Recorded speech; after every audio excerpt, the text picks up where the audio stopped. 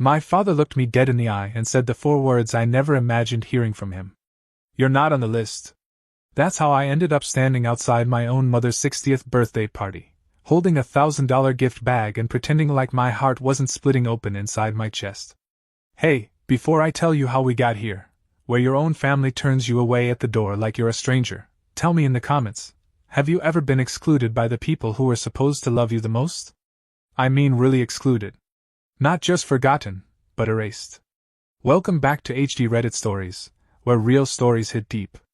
If this one already hits a nerve, go ahead, tap that like button, subscribe, and stay with me. Because this one, it doesn't just twist. It burns. I flew across the country to surprise my mom on her big day.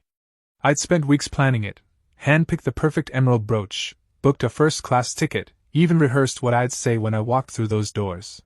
Something warm. Something careful. But I never even made it inside. As I stepped onto the stone path toward the Lake Michigan Boathouse venue, I recognized all the cars in the parking lot, Uncle Robert's vintage Corvette, Aunt Diana's Subaru, even my cousin Steven's motorcycle. I should have taken that as a sign. Everyone was here. Everyone except me. Then I saw him, my father, standing at the entrance like a gatekeeper, clipboard in hand. For a second, I smiled and waved. Then I saw it, the way his expression didn't change. The way he didn't move.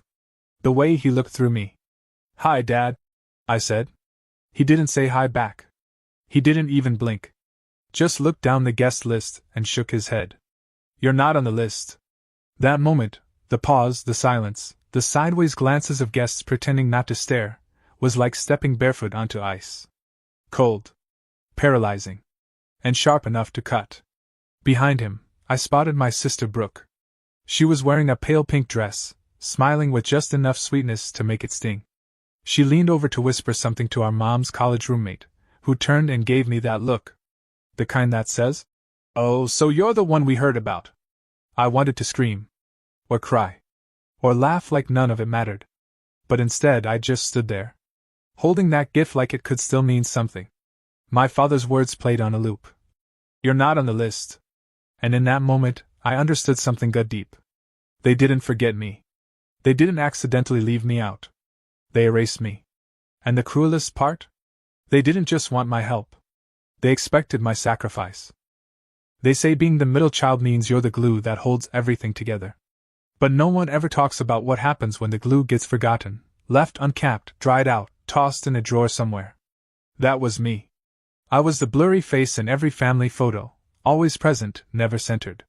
My older sister Brooke had her wall of trophies and accolades, and my younger brother Tyler had his dimples and endless second chances. Me?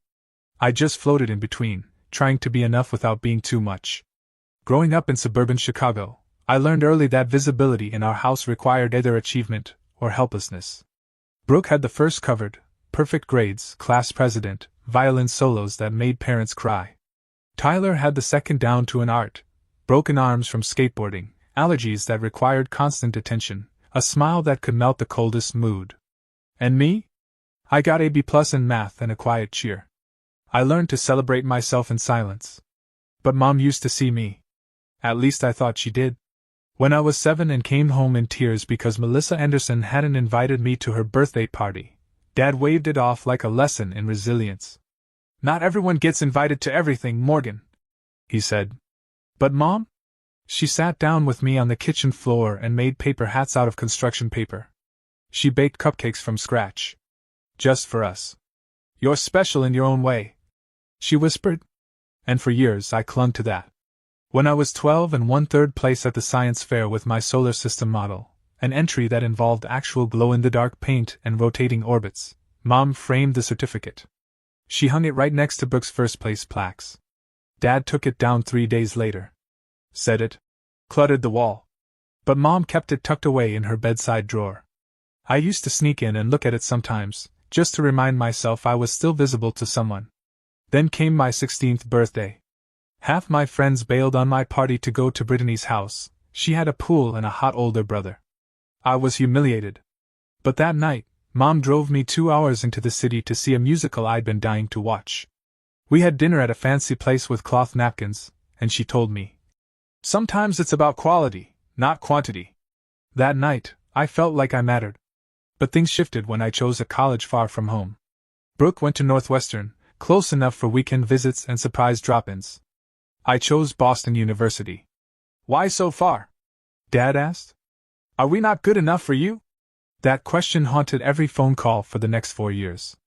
Distance, at first, was just geography. But then it started to shape everything else. I found freedom in Boston. I found ambition. I discovered that I was good, really good, at building systems, solving problems, leading teams. After graduation, I landed a role at a rising tech firm, climbed the ladder with grit and zero shortcuts, and by 34, I was the director of operations at Vertex Technologies, overseeing 200 employees and a multi-million-dollar budget. I thought my family would be proud. Instead, it created a chasm. Holidays became minefields. Conversations were riddled with passive aggression. So, you're still at that computer company? Dad would ask, despite receiving Christmas baskets from Vertex 5 years in a row. When are you going to settle down and give your mother grandkids? He'd follow, ignoring the fact that Brooke and Jessie weren't exactly baby-making machines either. And Brooke, she changed the most. Or maybe she just stopped pretending. 3 Thanksgivings ago, she cornered me in the kitchen after one too many glasses of wine. She was slicing the pumpkin pie with a little too much aggression and hissed. You think you're so special with your fancy Boston life? I blinked. Excuse me? You have no idea what it's like here, she snapped. Dealing with Mom and Dad every day while you send your little gift baskets and think that counts as family. I call every week, I replied, keeping my voice even. I invite you all to visit. Oh, please, she scoffed. You just want to show off. Everything's a competition with you, Morgan. Always has been. The irony almost made me laugh. I spent decades clapping from the sidelines while she collected applause, and now I was the one making it a competition? That's not fair, I said quietly. I've worked hard for what I have. And we haven't? She challenged, eyes sharp. You think you're better than us because you escaped? The word escaped landed like a brick. I didn't escape, I left. I built a life. But to her, my success wasn't something to admire. It was a betrayal. Then she delivered the final blow. Mom doesn't even understand what you do. She doesn't brag about you. At least I'm here. At least I'm a real daughter. That was the moment something cracked in me. The girl who held on to paper party hats and framed certificates finally realized that no matter how many promotions I earned, in their eyes, I would always be less. After that Thanksgiving, everything changed. Mom's weekly calls became monthly. Then sporadic. And when we did talk, her voice sounded distracted. Tired. Brooke was always in the background, half listening. Tyler, my once goofy little brother, replied to my texts with one-word answers, if he replied at all. When I visited that Christmas, he spent the entire weekend glued to his phone. I could have been a ghost. Dad, unsurprisingly, made no effort to hide his disappointment. Your mother worries about you, he said during one of our few conversations. All alone in that city. Working too much. It's not natural for a woman your age. I tried to explain that I wasn't alone, that I had friends, colleagues, a life I loved. But to them, none of that counted. In their world, success without marriage and babies wasn't success. It was failure in a fancier outfit. And worst of all, Mom, the woman who once drove 2 hours for a musical, now struggled to remember the basics of my life. During one call, she mixed up my job title. Another time, she forgot I lived in Boston. Brooke says you're too busy for us now, she whispered once. Is that true, Morgan? No matter how I responded, it was clear, the story had already been written. And I was the villain. The daughter who left. The one who chose career over family. The cold one. The selfish one. The other one. And I believed, for a while, that maybe they were right. Maybe you can have both. Maybe I traded connection for ambition, loyalty for independence. I told myself I was fine with that. I told myself I didn't need their approval anymore. But when I saw that Facebook post, Brooke's perfectly curated event page celebrating Mom's 60th birthday, complete with RSVP lists and custom banners, and my name wasn't on it, something shattered. I hadn't just lost a seat at the table. I'd lost my place in the family. And for the first time in years, I didn't feel powerful or successful or resilient. I just felt 7 years old again. Wearing a paper party hat. waiting for someone to say I still mattered. I first saw the birthday post late at night. The kind of hour where your mind's already heavy, and one small thing can send it spiraling. I was sitting in my office at Vertex, long after everyone else had left, wrapping up quarterly reports that no one would thank me for doing early. I opened Facebook out of habit, looking for a few seconds of mindless distraction, and instead found Brooke's event banner staring back at me. Patricia Williams, 60 years of love, a celebration. There it was. A professionally designed digital invitation. Warm cream background, gold calligraphy, vintage photos of our mother smiling in sepia tones, surrounded by flowers and family. Everyone was listed as attending, my aunts and uncles, second cousins I hadn't seen since middle school, even old neighbors from when we lived on Chestnut Drive. Everyone but me. There was no trace of me on the guest list. Not even a maybe. At first, I thought it was an oversight. A clerical error. I blinked. Refreshed the page. Checked again. Maybe it was private, and I couldn't see it? No. It was public. Very public. And very deliberate. I stared at the screen as the cleaning crew vacuumed around my feet. The fluorescent lights above flickered, harsh and cold. My mouse hovered over the going button, but I didn't click. Instead, I picked up my phone and did something I hadn't done in months. I called my mother. She answered on the third ring. Morgan? Her voice was soft, tired, maybe even surprised. It wasn't late in Chicago, just past 9, but she sounded like she'd already retreated for the night. Hi, Mom. I hope I'm not catching you at a bad time. Is everything all right? There it was. The assumption baked into our relationship now. If I called, it had to mean something was wrong. I'm fine. I hesitated. I saw the post about your birthday. A pause. Oh, she said. That, I repeated quietly. I didn't get an invitation. More silence. I imagined her sitting in her room, perhaps with Brooke just in the next one over, listening. Brooke said you were too busy, she finally offered. You mentioned something about a Singapore expansion? That's next month, Mom, I said gently but firmly. I would have made time for your 60th birthday. Her tone shifted slightly. Well, of course you should come, sweetheart. It would be lovely to see you. But something about the way she said it felt forced. Like she was trying to patch up a leak in a boat already halfway underwater. Still, I nodded to myself. Great. Then I'll be there. After we hung up, I sat in my office staring out at the dark skyline, Boston's glass towers glowing against the night. I felt like I was standing in two cities at once. The one I had built with my ambition, and the one that didn't want me back. But I booked the flight anyway. First class. Friday morning. $2,100. I told myself it was worth it, even though part of me was still aching from the fact that I had to ask to be invited to my own mother's birthday. That weekend, I didn't just prepare, I executed. I bought a vintage emerald brooch from a shop in Beacon Hill that looked almost exactly like the one Mom used to admire in her grandmother's jewelry box. I paired it with a spa package from a lakeside resort she'd once mentioned in passing during a call 2 years ago. The total came out to just under $3,000. It didn't matter. I wanted her to know I remembered. That I was still her daughter, whether Brooke wanted to erase me or not. I spent a full day shopping for the right dress. Not too flashy, not a look at me dress. Something elegant. A sapphire blue piece with a simple neckline and a cinched waist. Professional, feminine, quietly powerful. I found shoes to match. Packed carefully. Rehearsed conversations in the mirror like I was prepping for a board presentation. The night before my flight, Brooke texted me.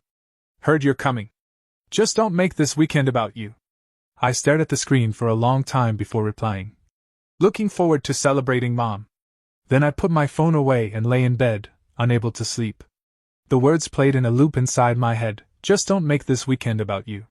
And that's when it really hit me. I wasn't going to this party as a daughter. I was going as a guest. And even that status had to be negotiated. I landed in Chicago early Friday and checked into a hotel downtown. I didn't even consider staying at the house. The idea of sleeping in my childhood bedroom, still decorated with faded debate team ribbons and yellowing posters, felt claustrophobic.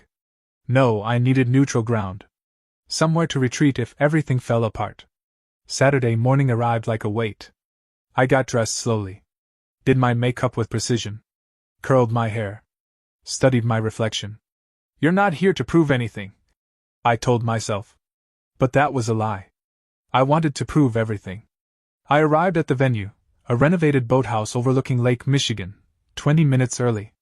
The sun was bright, and the April wind carried the scent of the lake. I clutched the gift in both hands as I walked toward the entrance, heels clicking against the flagstone path. And then I saw him.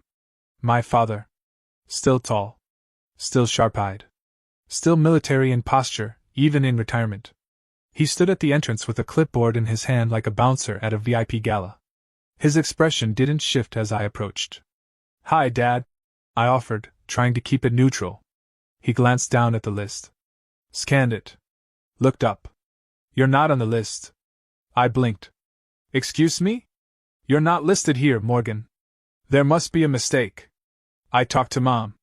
This party has been planned for months," he said coldly. "By people who actually make time for family." That sentence landed like a slap. Not yelled. Not even whispered. Just spoken calmly, deliberately, like he was reading from a prepared script. And I understood in that moment, this wasn't a mistake. This was punishment. Behind him, the party was visible through the wide glass windows. Tables with white linens, strings of golden lights, flower arrangements in soft pinks and creams. People laughing. Toasting. Celebrating. And then I saw her. Brooke. Standing just inside the main hall in a pale blush dress. Her hair curled to perfection, her makeup subtle and warm, her posture straight and poised. She looked at me and smiled. It wasn't joy. It wasn't kindness. It was victory. She leaned in to whisper something to Jesse, her boyfriend. He looked uncomfortable. And then I heard the murmurs. "Is that Morgan? I thought she wasn't coming. Didn't she say something awful about Patricia at Thanksgiving? I heard she cut ties with the whole family." I couldn't breathe. "Dad," I whispered. "Please don't do this. I flew in. I took time off work. I just want to see Mom. You should have called first." "I did call. She said I should come? She was probably just being polite. She's my mother. She doesn't need this stress today."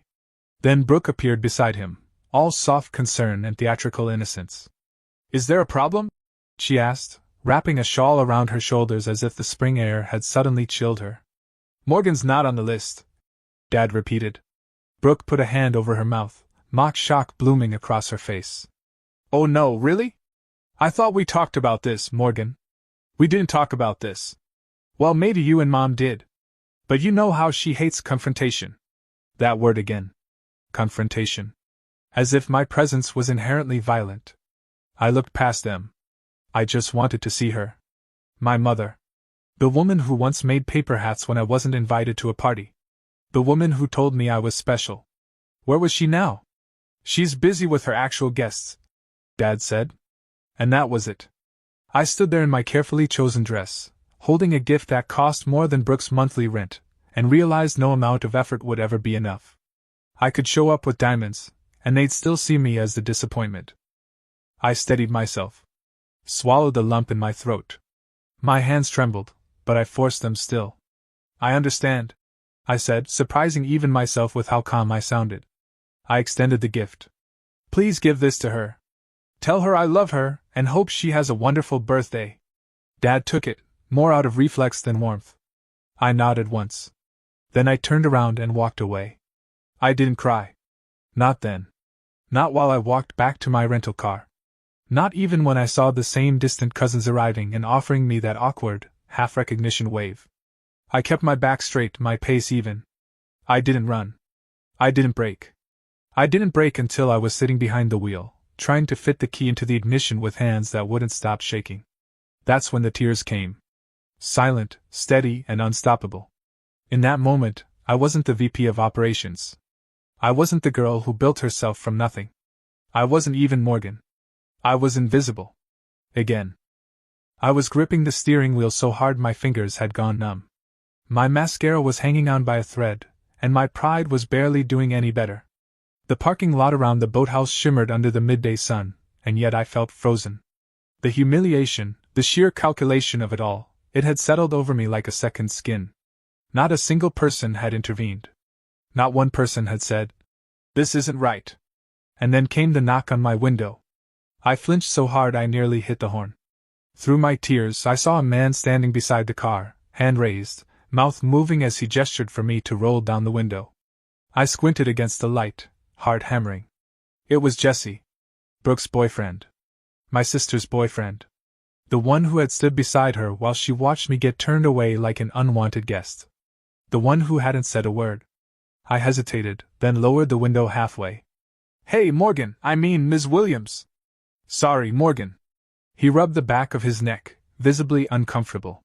Can I sit for a second?" I stared at him. "Sit where?" He pointed at the passenger seat. I considered it. Every instinct screamed drive away.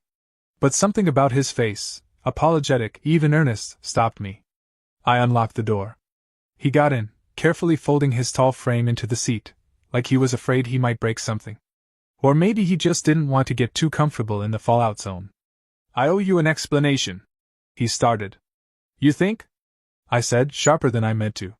Jesse winced. "Yeah. Look, I should have said something in there. That wasn't right. What they did, it was wrong. And I saw your face. Then why didn't you?" I asked. My voice was quiet, but the hurt was loud. He looked down at his hands. "Because I'm still figuring out how to navigate all this. I've only been with Brooke a year. I didn't want to step out of line." I let out a breath. "You watched me get thrown out of my own mother's party. And you said nothing." "I know," he said quietly. "That's why I followed you." I turned to look at him, trying to read what the hell he wanted from me. And then he said something that made my brain stutter. "I work for you." I blinked. "Excuse me?" "I work at Vertex.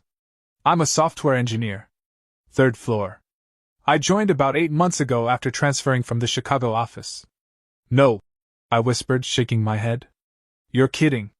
"I'm not," Jesse said, lifting both hands like he was surrendering to the irony. "Your name was in the onboarding materials. You gave a welcome address over Zoom, remember?" I had. A pre-recorded leadership message that HR had insisted on. I barely remembered it. "My sister's boyfriend works for me?" I asked, stunned. "She doesn't know," he added quickly. "She knows I work at Vertex, but not that I work for you. She will now." He nodded slowly. "Yeah. That's why I'm here. Because you need to know what's really been going on." The air in the car shifted. I sat up straighter, the ache in my chest dulling under the weight of curiosity. "I've heard a lot over the past year," he said. "Brooke talks about you more than you'd expect." "Let me guess," I muttered. "Cold. Ambitious. Selfish." His silence was answer enough. "She told me you called your mom unsupportive. That you said the family was holding you back. That you basically abandoned them." "That's not true," I said sharply. "I believe you," Jesse said. "That's why I'm here. Because the Morgan I've heard about at work, the one people respect, the one they say leads with fairness and vision and empathy, that Morgan doesn't match the one Brooke described. And after today, I can't pretend I don't see it." Something cracked open in me, not pain, not relief, but a sliver of validation I hadn't realized I'd needed. "She's been manipulating the narrative," I said, mostly to myself. "She's been controlling the access," Jesse clarified. "Every time your mom asked about you, Brooke would offer some excuse. Morgan's busy. Morgan didn't respond. Or worse, she'd remind your mom of every past argument, twist your absences into intentional slights. She's poisoning them," I whispered. "Your mom's health isn't great," he added gently. "Not something serious, but she's been having memory issues, mood swings. Depression. She's vulnerable. And Brooke's been managing her schedule, her meds." The picture formed in my mind with horrifying clarity. "So Mom doesn't even know I tried to come today?" "She asked about you this morning," Jesse said. "Said she hoped maybe you'd surprise her. Brooke told her you'd sent your regrets weeks ago." My hands balled into fists in my lap. "I never said that." "I know," Jesse said. "I wanted you to know that too." Silence fell between us. The car felt too small, too still, as the weight of his words settled over everything. "Why are you telling me this?" I finally asked. Jesse looked out the windshield. "Because what happened today was planned. I was at the rehearsal dinner last night. Brooke and your dad literally talked about what they'd do if you showed up. Your dad said he'd take care of it. Your mom wasn't part of that conversation. I blinked rapidly, trying to keep my tears at bay. They meant to humiliate me. He nodded. It was rehearsed. I pressed the heel of my hand to my forehead. God. I'm sorry, Jessie said. I know this is a disaster. But I didn't want you to walk away thinking no one saw it. That no one cared. I looked at him then. Really looked. He was still the man standing beside the enemy, but now he wasn't just a bystander. He'd stepped into the blast zone. And that meant something. You don't have to be involved, I said quietly. I'm involved, he replied. I work for you. I'm dating your sister. I'm in the middle whether I like it or not. I laughed once, bitter dry. Welcome to the Williams family. He gave a weak smile. Honestly? I've never felt more like a stranger in it than today. I looked out the window. The party still pulsed behind the glass of the boathouse. Music drifted faintly through the trees. Laughter. Toasts. My mother's laughter, maybe. What are you going to do? Jessie asked. I didn't answer right away. The easy path would be to leave. Change my flight. Go back to Boston. Never look back. Let them have their narrative. Let them keep it. But then I remembered being 7. The paper hats. The cupcakes. The whispered words, you're special in your own way. That version of Mom, the one who saw me when no one else did, she still existed. Maybe buried. Maybe manipulated. But she was still in there. She deserves to know the truth, I said. Jessie nodded. I'll back you up. You don't have to. I want to. I looked at him, startled by the firmness in his voice. She's been lying to everyone, he said. And I know it's not my place, but if I let this happen, I'm just enabling it. I stared at the party for a moment longer. Then I opened the door. Let's go, I said. He scrambled out after me. Are we really doing this? I nodded. It's time. Together, we walked toward the side entrance of the boathouse. My heart pounded. My hands shook. But my voice, when it returned, was steady. The confrontation wasn't just necessary. It was overdue. We slipped through the side entrance of the boathouse like two spies on a covert mission. I'd only ever attended one other event here, years ago, for someone else's retirement, but I remembered enough to navigate the hallway behind the main event space. I could hear the hum of music and the low rise and fall of mingled conversations. I knew we were just a few steps away from 60 people who thought I had no business being there. Jessie walked beside me, his shoulders tense, hands tucked into his jacket pockets like he was trying to physically reduce his presence. I, on the other hand, straightened mine. No more shrinking. No more second-guessing. The room opened before us like a stage, and in that moment, I wasn't the daughter who'd been uninvited. I was the woman who built a life on her own terms. And if there was one thing I had learned after 15 years in corporate America, it was how to take a room when you needed to. The celebration was in full swing. Waiters wove between tables with trays of champagne and mini crab cakes. A string quartet played softly near the back wall. And on a giant projector screen, a slideshow cycled through photos of my mother's life, her as a child, her wedding day, her with Brooke and Tyler. Not a single image of me so far. My mother sat at a round table in the center, glowing in a lavender dress that complemented her silver hair. She was mid-laugh at something Uncle Robert had said, a fork raised with a bite of cake. She looked genuinely happy. And then her eyes found me. For a second confusion flickered across her face, like seeing a ghost, but then, unmistakably, her expression bloomed into something warm and real. Morgan, she whispered. Before I could take a step, Brooke saw me. Her eyes widened like a glitch in a program. She was halfway across the room in a heartbeat, her heels clicking sharply against the floor as she pushed through the crowd toward us. Jessie tensed beside me, but I raised a hand. Not yet. He nodded. And then, as the conversations lulled, one of those perfectly awkward silences that drop into a crowded room, Jessie stepped forward. He didn't yell. He didn't raise a glass or tap a mic. He just said loud and clear, "Everyone, I'd like to introduce someone very important." Heads turned. Conversations froze. "This is Morgan Williams. Patricia's daughter," he said, pausing just enough before adding, And my boss at Vertex Technologies. The silence that followed was total. No music. No forks clinking. Just the sound of Brooke's steps stuttering. And then my mother stood up. Her napkin fell from her lap to the floor unnoticed. Her eyes were wide, her mouth parted slightly. You came, she breathed. I took a step forward. Of course I came. Brooke reached us just then, her face flushed with anger masked poorly as confusion. She turned on Jesse first. What are you doing? She hissed. He looked at her calmly. The right thing. Then my father appeared, his expression hard and already simmering with fury. I thought I made myself clear, he said to me, voice low and warning. You did, I replied. And you were very effective at the door. But I think there's been a misunderstanding. Or rather, a manipulation.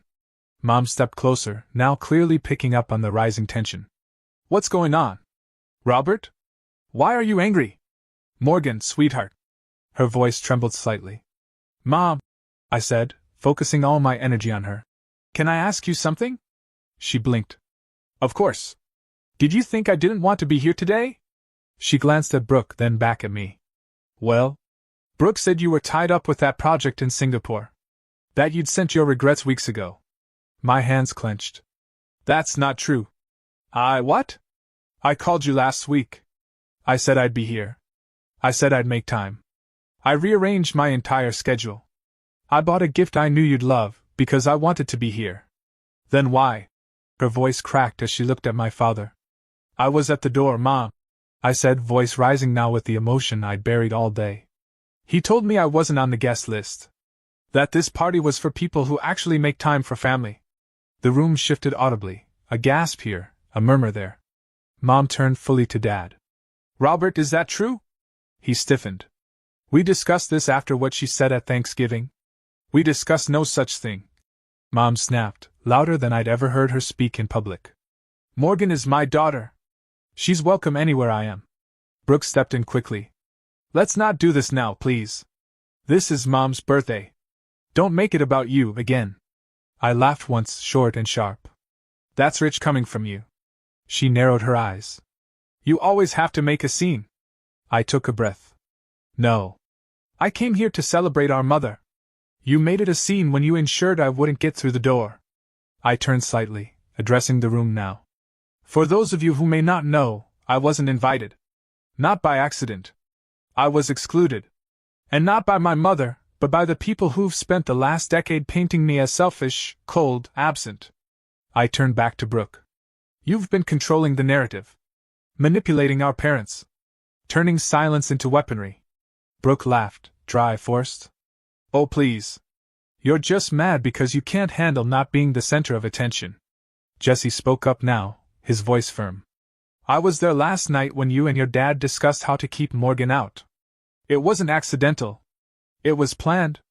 Brooke froze. What? Mom asked, turning sharply to Brooke. Is that true? Brooke's jaw clenched, but she said nothing. I asked about Morgan this morning. Mom whispered, realization dawning. You said she wasn't coming. That she didn't care. Still, Brooke said nothing. She's been doing this for years. I added. Rewriting stories. Twisting moments. Convincing you I didn't call, didn't try, didn't care. Mom looked visibly ill. Why? She asked, voice breaking. Finally, Brooke snapped. Because you always light up when she calls. Because even after everything, you still keep that stupid science fair certificate in your drawer. 3rd place. She got 3rd place and you kept it. The room collectively inhaled. I stood there stunned, as if someone had pulled the oxygen out of the space. Brooke was crying now, chest heaving. I was the one who stayed. I drove you to appointments. I helped around the house. I kept things running. And all you ever talked about was how Morgan was so busy, doing amazing things. Mom reached for her, but Brooke stepped back. It's always been her, she whispered. Even when she was gone. The silence that followed was heavier than any I'd ever known. Dad cleared his throat. Maybe we should continue this conversation in private. But Mom stood taller than I'd seen in years. No, she said. Not this time. No more secrets. No more quiet resentment. I'm done pretending everything is fine. She turned to the guests, who were now openly watching. "Everyone, please enjoy the food and music. My family and I need a moment." She gestured toward a private room at the back. We followed, one by one. Dad, Brooke, Jessie, and me. I walked in last, feeling the weight of every glance that followed us. But for the first time in a very long time, I wasn't ashamed. I was ready. And I wasn't walking into that room alone anymore. The room they led us into wasn't large, just a private lounge off the main event space with a small bar, a worn leather couch, and a few armchairs positioned in a semicircle. But stepping into it felt like crossing a fault line. Behind us, the polite soundtrack of the party continued, music, clinking silverware, the murmur of polite conversation. But in this room, everything felt suspended. Heavy. Bracing. Mom sat first, her hands trembling slightly as she rested them on her lap. Dad remained standing near the door like a sentry, arms crossed, jaw clenched.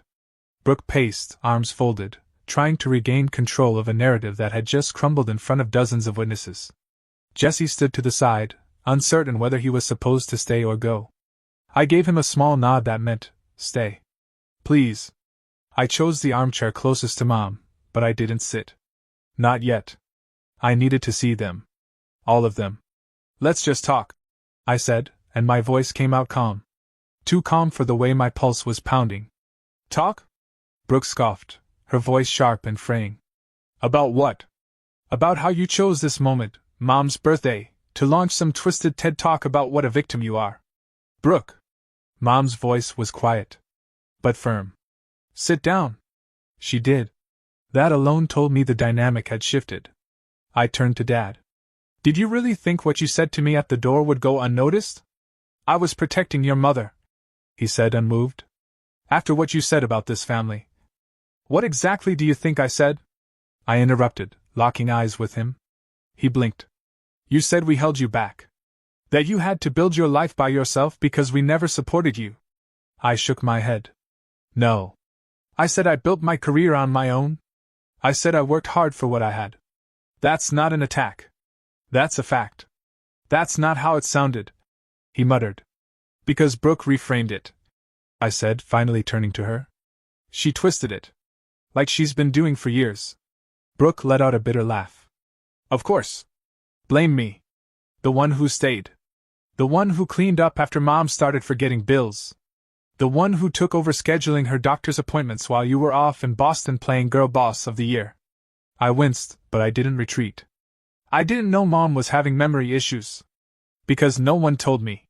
I told her not to," Brooke said quickly, turning to Mom. "You said yourself it would stress her out. You said she was already too busy. That wasn't your decision to make," Mom said, her tone sharper than I'd heard in years. "Morgan deserved to know." Brooke's face fell. For a moment, she looked like a child who realized the teacher had caught her lying. "Why did you lie?" I asked softly. "Why did you tell Mom I wasn't coming? That I didn't care?" Tears welled up in her eyes, but she didn't let them fall. "Because you left. You got to leave. You got to chase your dreams and have your own place and your own title and respect. And I got, what? I got errands and guilt and passive-aggressive text messages from Dad about what Mom needed." I sat down slowly. "Brooke, I never asked you to carry that burden alone." "No. But you never offered to help either." That landed. Because it was partially true. I had offered help, but from a distance. Gift cards. Scheduled grocery deliveries. Suggestions. But I'd never insisted. I'd never shown up. Not physically. Not in the way Brooke clearly needed. "I didn't know how bad it had gotten," I admitted. "You didn't let me know. Because I didn't want to share her," Brooke whispered. It was so raw, so vulnerable, it stunned the air out of the room. "I kept waiting for her to forget you completely," she added. "And some days, it felt like she was close. And it felt fair." "Brooke," Mom's voice cracked. "That's not fair to you. Or to her. She loved you," Brooke hissed at me. "Still does. Always has. She kept that stupid third-place science fair certificate in her drawer for 15 years. You were barely even there, and you still got to be the favorite." "I was never the favorite," I said, shaken. "I was invisible. I begged to be noticed. I counted it as a victory when Dad didn't insult my job at the dinner table. Dad flinched. We were both cast in roles, I said to Brooke.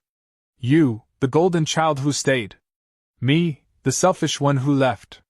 And the truth is, neither of us was fully seen. Silence fell again. But it wasn't as suffocating now. Jesse cleared his throat quietly. Sorry to interrupt, but I've seen both versions of this family. At Vertex, Morgan is respected, trusted. People listen when she speaks. And until today, I couldn't reconcile that woman with the image I'd been given. I didn't want to get involved in this, but I can't watch it continue. Brooke looked at him like he'd slapped her. You're taking her side? I'm not taking sides, he said. I'm telling the truth. Mom leaned forward slightly, studying both of us. What happens now? She asked. How do we fix this? I don't know, I admitted. But I'd like to try. I'd like that too, Mom said quietly. She turned to Dad. Robert? He shifted his stance, uncomfortable but no longer defensive. If what's being said is true, then I owe you an apology, Morgan. I may have misjudged. It wasn't an emotional outpouring. But from my father, it was enormous. Brooke still looked wrecked. But something in her posture had softened. You don't have to forgive me today, she said, not meeting my eyes. But I am going to therapy. I've started. Just so you know. I nodded. That's a start. Mom reached into her purse and pulled out a small envelope. She passed it to me. Inside was the gift tag I'd written. The one attached to the emerald brooch. You remembered, she said softly. The one I showed you in Grandma's jewelry box when you were 10. I smiled. Of course I remembered. Just because I'm not here doesn't mean I'm not present. Her eyes filled with tears. I've missed you so much. I leaned in, and we embraced. It wasn't perfect. It wasn't a full repair. But it was real. And after years of silence, that was more than enough to begin. I returned to Boston with the emotional weight of that weekend still clinging to me like smoke. The confrontation at the party, the private conversation afterward, Brooke's breakdown, and my mother's trembling hands as she said, I've missed you. It all echoed in my mind with a strange mix of exhaustion and hope. Back in my apartment, I let myself breathe again. The familiarity of my own space, the quiet, the view of the Charles River, the stack of work folders waiting by the desk, was grounding. For the first time in years, it didn't feel like I was escaping something by coming home. It felt like I was returning to someone I had finally remembered, myself. Monday morning came faster than I wanted, and when I walked into the office, Rachel looked up from her desk, holding a steaming mug of my usual coffee. You're back, she said, narrowing her eyes. You look different. Still me. I smiled. Just slightly less emotionally constipated. She laughed. Therapy trip? Family drama trip, I corrected. But yes. Emotionally equivalent. By noon, I had 3 new project proposals waiting on my desk and an email from HR confirming Jesse's departmental transfer had been processed. He'd requested a lateral move to product development, removing any direct lines of supervision between us. A clean professional break. I respected it. But that didn't mean I stopped thinking about what he had done for me. Or what it had cost him. I called him that evening. You didn't have to transfer, I said when he picked up. I did, he said simply. Cleaner lines. Fewer questions. I didn't want anyone assuming I got favors. How's Brooke? He hesitated. We're on pause. She gave me an ultimatum. Said if I respected her, I'd quit Vertex. I swallowed the instinctive anger. And you said? I said I respect myself too much to let someone control my career. There was silence between us for a moment, soft but not strained. I never meant to come between you two, I said honestly. You didn't, he replied. Brooke's been living in that narrative for a long time. You just forced it into the light. After we hung up, I stared out the window at the skyline and thought about how fragile family bonds can feel, until you realize they're only that way when built on roles, not reality. A week later, I had an unexpected meeting request from our CEO, Stephanie Davis. The email's subject read simply, VP role discussion, Global Ops. During the meeting, she looked at me across the table and said, The technical skills are obvious, Morgan. You've earned this. But we're promoting you because you showed integrity when it counted. That birthday confrontation? She gave me a knowing look. Word travels. And frankly, what you did took more leadership than most boardroom wins. I left her office with a promotion. A new title. A new level of responsibility. A new seat at the table. But that wasn't the win I carried with me. The real victory came 3 weeks later, when my mother called and said, "I want to visit Boston." Just me. No Brooke. No Dad. I almost dropped the phone. "You sure?" I asked. "I need to see your world. The one you built." So I cleared my schedule, booked her a first-class ticket, and took 3 days off, an act so rare that Rachel actually asked if I'd been abducted and replaced by a clone. Mom arrived in early June, wide-eyed and slow-moving, but smiling. I took her to my favorite coffee shop where the baristas knew my order by heart. We walked the Charles River, browsed little bookstores, sat by the library garden where I read on my lunch breaks. I brought her to Vertex, introduced her to my team, watched her blink back tears when one of my analysts said, "Morgan's the best leader I've ever had." She stayed in my guest room and commented that my home felt grown up but still warm. That night, she placed the emerald brooch I'd given her on my kitchen table. "I wear it all the time," she said. "It makes me feel close to you."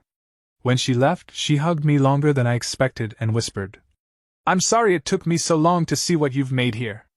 I nodded. "Thank you for coming. Next time," she said, "your father might come too." That part would take time. But time, I was learning, wasn't the enemy. It was the stage on which all healing happened. By late summer, things with Brooke were still fragile. We didn't talk often, but she sent me a message on my birthday. "Happy birthday. I hope this year brings clarity. I'm working on mine." It wasn't an apology. But it was something. In November, I hosted Thanksgiving at my Boston apartment. Mom and Dad flew in. Tyler came with a new girlfriend. Brooke didn't, but she sent a pie, pecan, my favorite, and a card that read, "Maybe next year."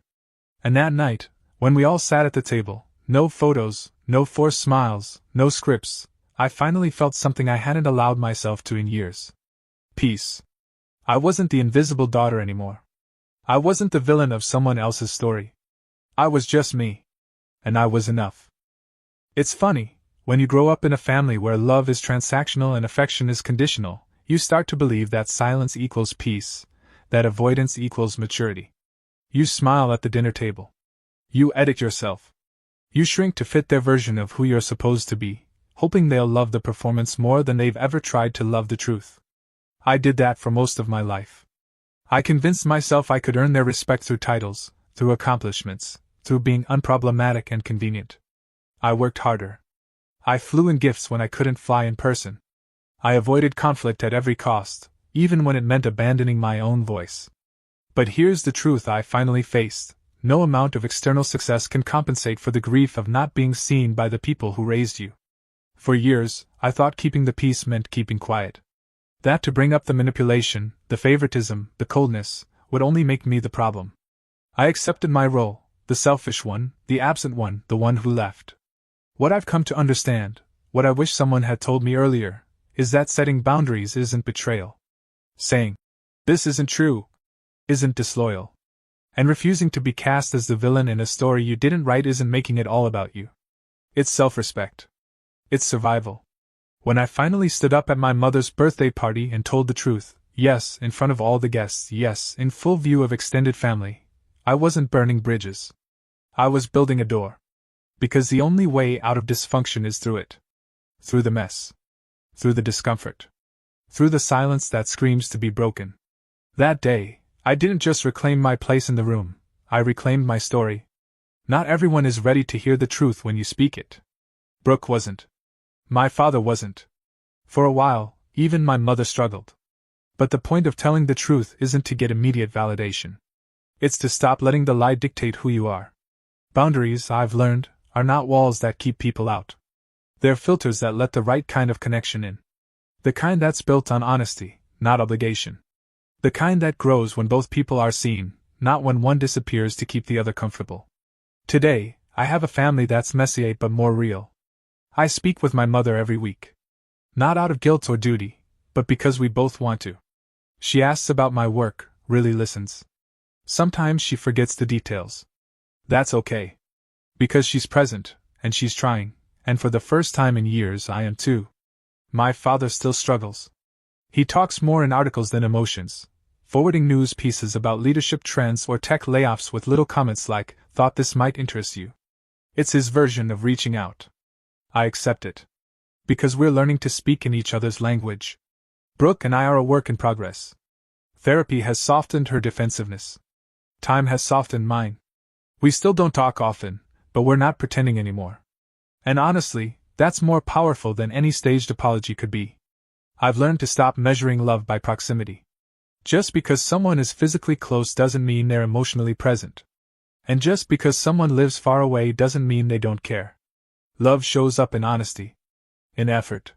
In showing someone you're willing to do the work, even when it's hard. And that applies far beyond family. At work, I've carried this lesson into how I lead. I mentor young women now, analysts, coordinators, managers in the making, who are trying to balance ambition and expectation, career and culture, self-worth and performance. One of them, recently promoted, came into my office teary-eyed after a phone call with her parents. "They said I've changed," she whispered, like it was a bad thing. I looked at her and said the words I wish someone had said to me years ago. "Growth always feels like abandonment to those committed to your old version." She blinked at me, stunned. Then she smiled. That's how I know the cycle is shifting. Not just in my family, but in all the families like mine, where daughters are taught to overfunction and stay quiet. Where success is treated like betrayal. Where truth is mistaken for selfishness. My story didn't end in a neat bow. It didn't become some hallmark reconciliation where everyone hugs and agrees. But it did become something real. Something grounded. Something hopeful. And maybe that's what healing really looks like, not perfection, but permission. Permission to speak. Permission to leave. Permission to come back, not as the scapegoat or the savior, but as yourself. So to anyone out there standing at the edge of the party, holding the gift they never got to give, let me say this. You are not invisible. You are not too much. And you don't have to earn your place at a table that forgot you. Build your own. Invite the people who see you. Let the rest watch you from the outside. Because sometimes the path to peace doesn't come from belonging everywhere. It comes from finally choosing where you do.